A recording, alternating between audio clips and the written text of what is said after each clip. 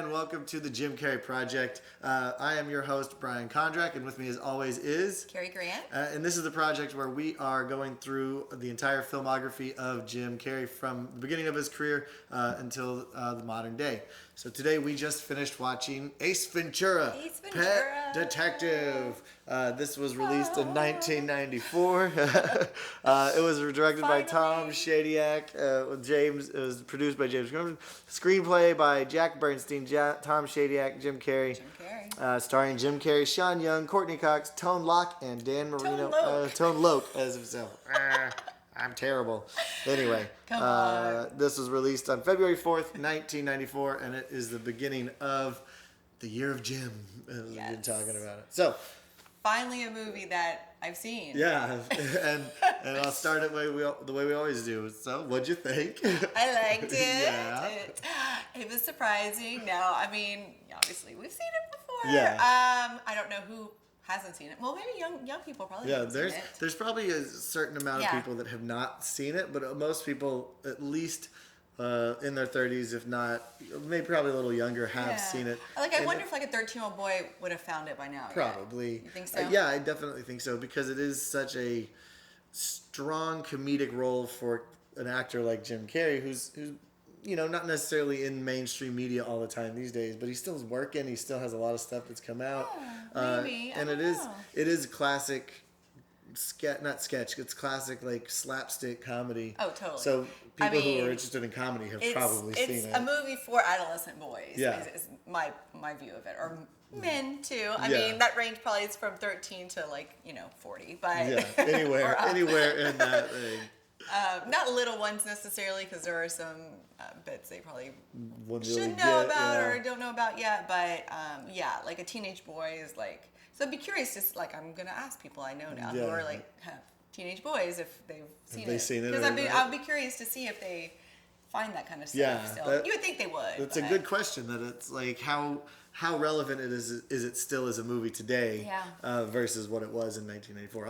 I definitely saw it as a young impressionable teenager and was like, oh, I can make a career of being silly, or hopefully I can make a career of being silly, because this was my first experience with Jim Carrey. And how old were you? I was 94, so I would have been, I think I would have only been 9 or 10. Would you have seen it, you think? Yeah. Did you see it in the theater? I saw it in theaters, okay. Which I don't know who maybe some of the whoever's parents I was with were like, yeah, let's go see it. It seems like a movie for kids, and it totally is.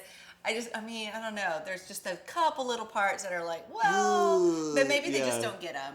Maybe you just didn't get some of that stuff. Yeah, maybe. I don't know. It was I probably didn't get a bunch of the references looking back on it. It was PG-13, so I was right at the cusp of being allowed to watch it. So if I'm thinking if it was with my friend James and his parents or something at the time, I'm pretty sure they would have been like, yeah, we'll go see it, whatever. Close enough, So you do remember watching it in the theaters? Yeah, I do remember watching it in theaters and just being like, this is amazing. I don't know if I've actually seen it in the theater, but obviously I saw it. It was fun in the theaters because you've got the big car chase scenes and the car flipping over and action-packed scenes like that, the fight scene, and then the silly stuff in the mental hospital, and Jim Carrey just being big, which translates really well to big screen film, not TV. Yeah, film.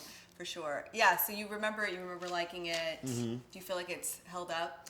I think there are jokes and there's comedy in it that are still very much good jokes. Things that are classic situations, that are classic jokes, But overall, I thought it did age well. I was a little slow at parts, but I don't remember it feeling like that slow. But it was also seeing it before. You've probably seen it a lot more. I mean, I've probably seen it, I don't know, 4 times or 5 times. Not a whole lot, but enough to... I'm at least 10. I've seen it at least 10 times. It used to come on TV sometimes too, which is where I think I must have seen it. I thought it held up really well. There wasn't a lot. I mean, we've been watching stuff from the 80s and stuff too, and there wasn't a whole lot of parts that I thought, well, that's just so old. Except for this one part, which I'm sure we'll get to in a little bit. But I wrote down that I thought it it was still really funny almost the whole time. Like anybody can still watch it. And it still has a lot of humor in it that, we'll get to it, that it's just like, ooh, that's inappropriate, or like, ooh, you guys are all not bigoted, but like, well, should we let's just go there then. So, I mean, talking about if it holds up, of course, the big reveal, spoilers, is that Lieutenant Einhorn is a man, and like, we find in two different scenes how everyone's reaction to that is. It's just like, ooh, gross, the most disgusting reaction ever. And of course, reading about it after we watched it, everyone's like, ew, this is homophobic, this is transphobic. Right. There's so many things wrong with it. But it was also the point of view from the 90s that was like, if we're going to make a disgusting reaction to it, let's make a big obnoxious reaction. Right. So they made the decision that is the twist. That is how it ends. That's what it is. And so then how do you do that? And I think and what I kind of glanced at and read too was that they went for like the biggest possible like homophobic reaction in a way to more make fun of mimic Jim Carrey's character and the homophobia. I mean, he like puts a plunger on his face. Yeah. Like how that's like it's a little extreme. It's so extreme that it's actually extreme. Even if you are offended, and I'm sure some people were offended and are still offended, but like it's done to the point of absurdity. Just so not even just like a little bit of absurdity, but that's so you almost a whole lot of can't absurdity. Take it seriously. You almost can be like how ridiculous they are, as opposed to the idea of what he's reacting to. Yeah, exactly. So and I mean, we get a level of absurdity in this movie that is extreme in so many different places as well. Everything is. So for that scene, to that section, to be considered extremely absurd in a movie that is already like it's all totally absurd. Is like, of course people are going to get offended by this. Of course it's good, but it's like, let's make it so much more that it's just holds over up, the top. It holds up with the rest of the movie. Yeah, it's it not really does. A part that differs from what else is going on the whole time. So the storyline. That's what you need to do. I think they did it in a good way. It fits in with taking the character of Ace Ventura to the extremes. Yeah. So let's talk a little bit more specifics about some of the cast, particularly Jim Carrey. Of course, this is his big break as movie actor. He's been in a bunch. We just watched him in Doing Time on Maple Drive, which people were pretty impressed with, even though he'd been in Living Color. He's at this point. This is 1994. He is no longer just the white guy like in Living Color, but he's very much recognized from that on a regular basis.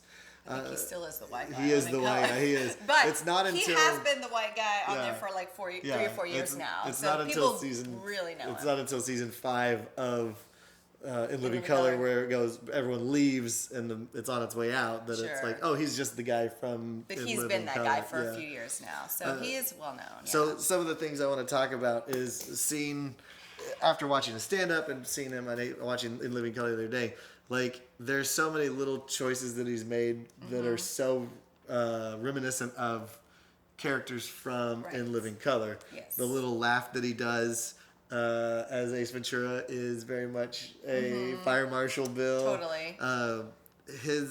There's impressions that he comes in. We watched an episode of In Living Color where he did an impression of Captain Kirk on Star Trek, and he does this one. I wrote that down too. Like I was trying to keep up with how many different impressions. So he's already doing a character. He's doing Ace Ventura, which is its own character. Yeah. And then he did the Dolphin Trainer, which was a very specific, I don't know, like Eastern or like a European guy. He did the Star Trek. He did the UPS guy was kind of a little bit of a different character. The mentally unstable patient. Yeah. Sean Connery he did again. And then I don't know if you would count the ass talking guy as a different character, but it is. No, it's a character. It's a different character choice. So those are the ones I got down. But I like that he still had.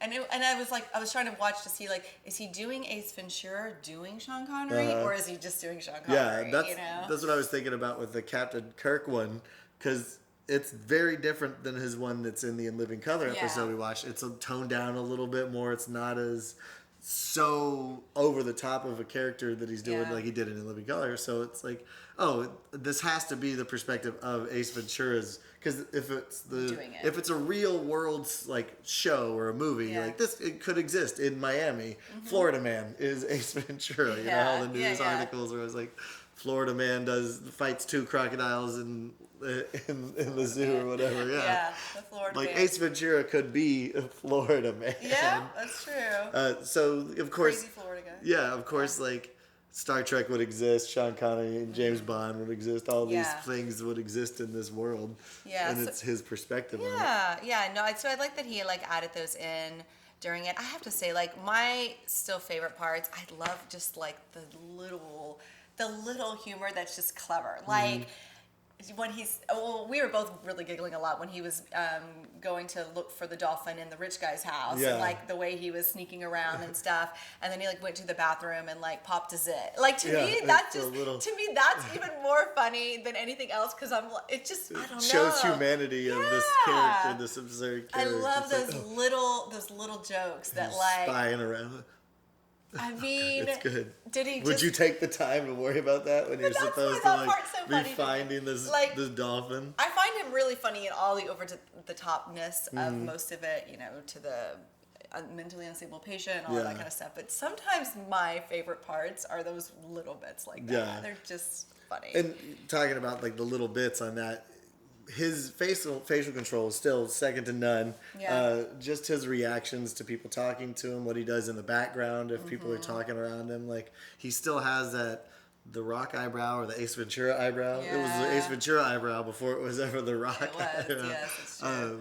But it's very, he's even if he's not the center of attention, you still can recognize him having awareness of where the other actors are, their reactions, and especially like where the camera is. It's something I noticed in this movie watching it again. Like, he has a really great perspective on where the camera might be, or where he's supposed to look as an actor, where the characters he's working with might be.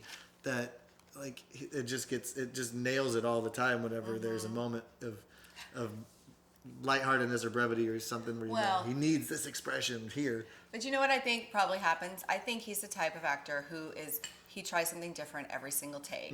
And there's probably lots of takes that does not happen. Yeah. He's done it. He is not in the right frame. He's not doing it right because he's just trying something new. And maybe they're like, oh, that's funny. Let's try it again. But you need to like be over here or this or that. Yeah. But I mean, he definitely seems like the type of actor who, I mean, I'm sure he is.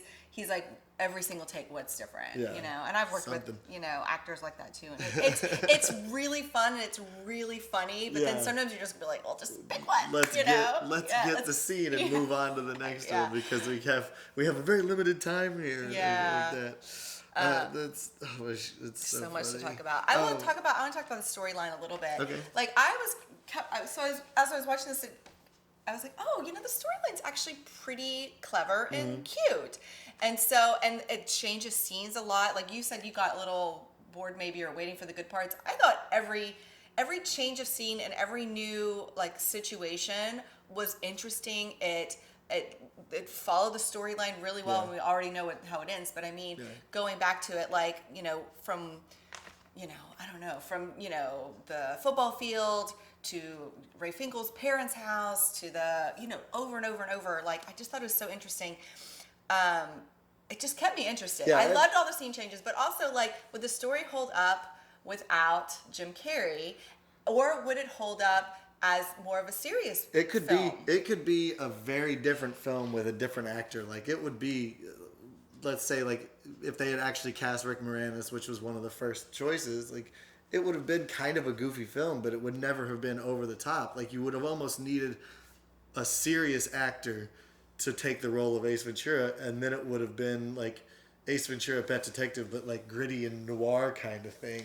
Because the way the story moves, and the way even some of the camera work and the film techniques in here, change the music, it's a completely different movie. Change the actor, completely different movie. Like dealing with driving out into the boonies wherever Ray Finkel's parents lives, or even interacting with the other police officers. Yeah. Like, it's a completely different. Without Jim Carrey, I don't think it would work as anything other than what it is. I don't know the storyline's actually really good. I think I like where it was going, and maybe it still could be comedic, but not like the over the top comedic that it was with this Yeah, him. You would have to tone down or change some of the jokes a little bit that couldn't work as well without him. Yeah. But you could still have a lot of the comedy in there. You could have a lot of the comedy in it. And I actually was one of the first things I wrote too when I first saw it. Like, his character is just so extreme. It's so what we now know as Jim Carrey.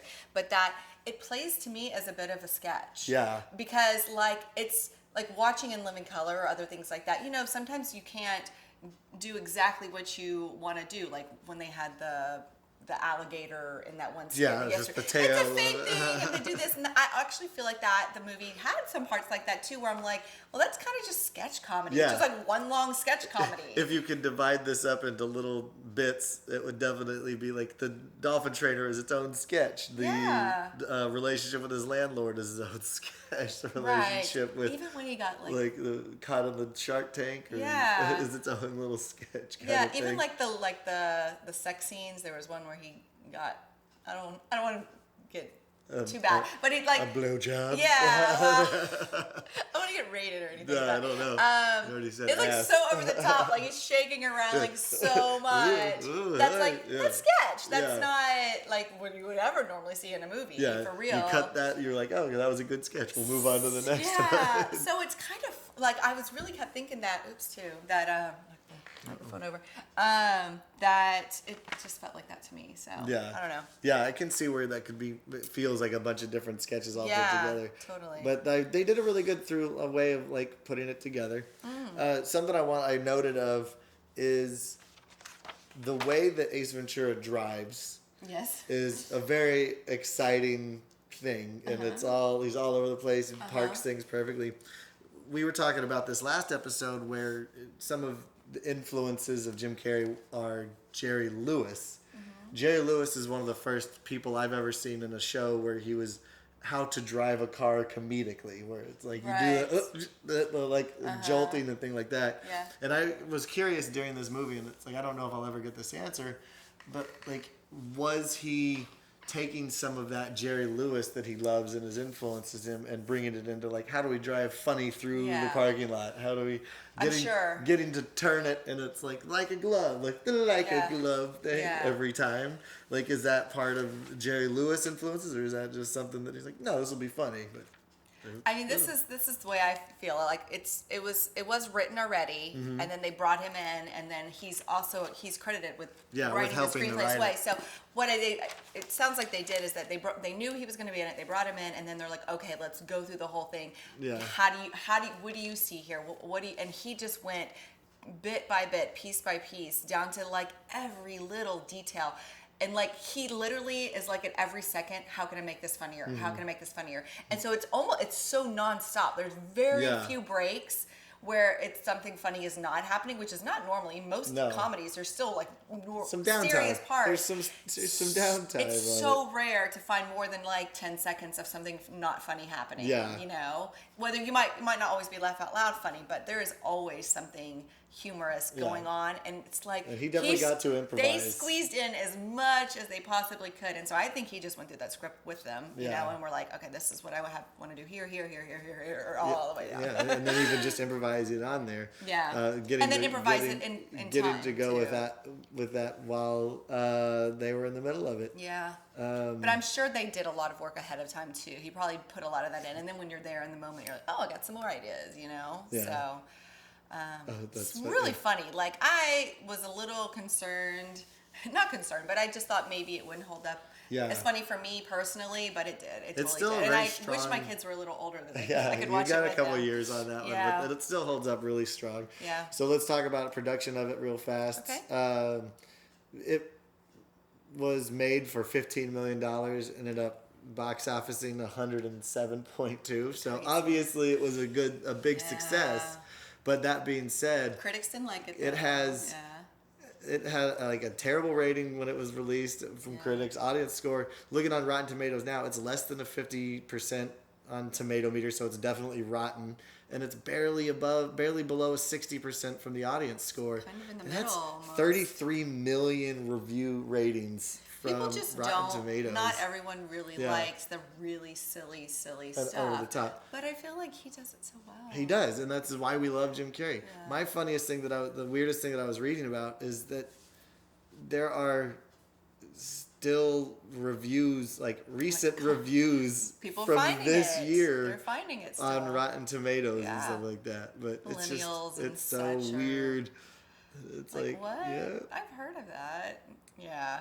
I mean, I could see that happening totally. Like, people just might not have seen it.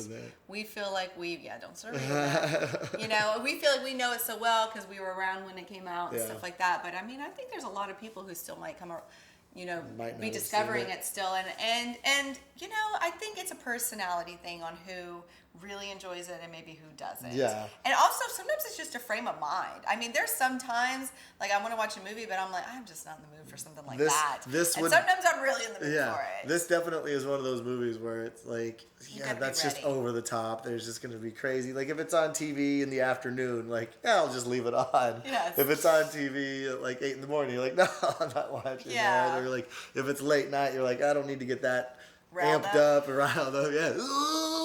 Ace Ventura.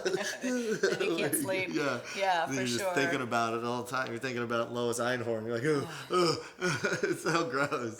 I kind of remember, like, when it came out, like, I thought I knew Courtney Cox, and maybe I probably didn't see it right when it came off, but you said that the Friends started after this started, so people really wouldn't have known her yet. Yeah, a lot. She was on other stuff, but she wouldn't have been as big of a name at the time. No, Courtney Cox was definitely still, like, supporting actress stuff. She had 1, 2, 3, 4, 5, 6, 7 movies before this, but I don't know where she was in the casting of those. Yeah. And then she was on a bunch of TV episodes. She was on like TV for a while. Did an episode of Seinfeld before she did things. So she's not unknown. No, she's just definitely. But she wasn't like a Friends known yet. Yeah, she was not Friends or Scream. I mean, what I read was that at the time Tone Loc was the biggest star in the movie. Yeah, which is so funny. Because like he would have been he was. I think.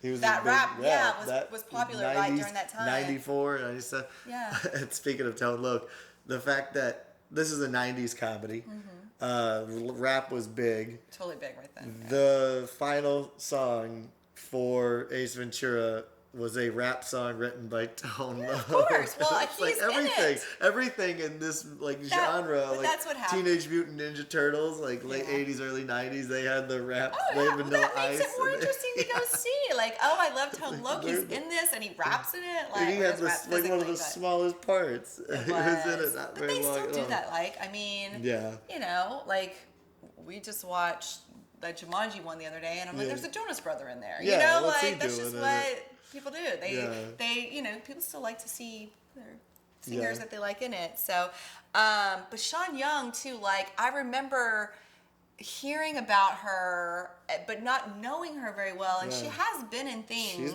She's in Dune, Stripes, Blade Runner, so she's had some pretty hefty films under her belt. But were you saying that she was she difficult to get along with, or was she just didn't get some of the bigger roles that she almost got? She wasn't difficult to get along with. She just had circumstances that did not let them let her work. Like she was supposed to be what's her name, Vicky Vale in Tim Burton's Batman, but broke her arm while she was riding a horse. So they cast Cam Basinger, and then she wanted to be Catwoman, which it was first going to go to Annette Bening and then to Michelle Pfeiffer. She even wanted that so hard that she made her own Catwoman costume and contacted Michael Keaton and Tim Burton, and they're like, let me be on there and stuff. It was just so funny. The role for her on this one, I thought, was really interesting. Like, not everybody could have played that very well. No. And I thought she did a great job.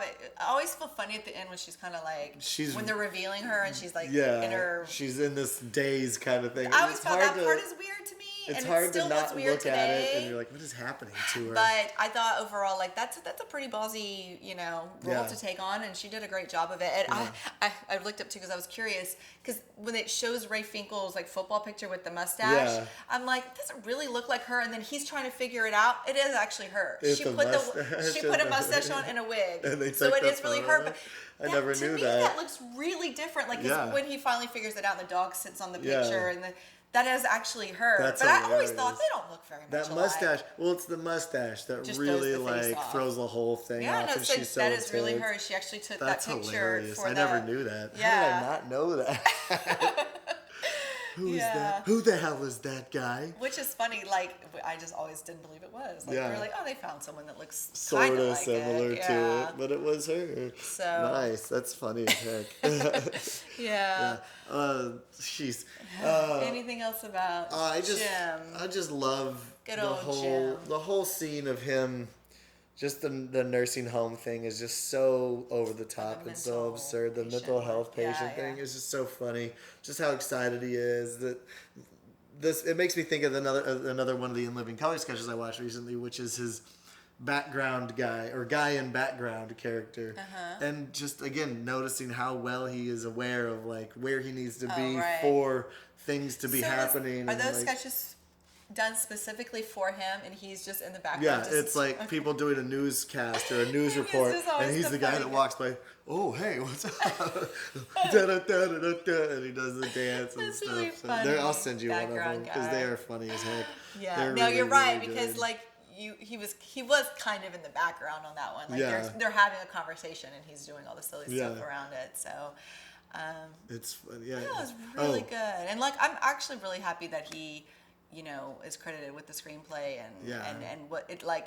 It's him. It's his baby, and he deserves all of the credit for all of that, along with the other writers, obviously. But like, it's him.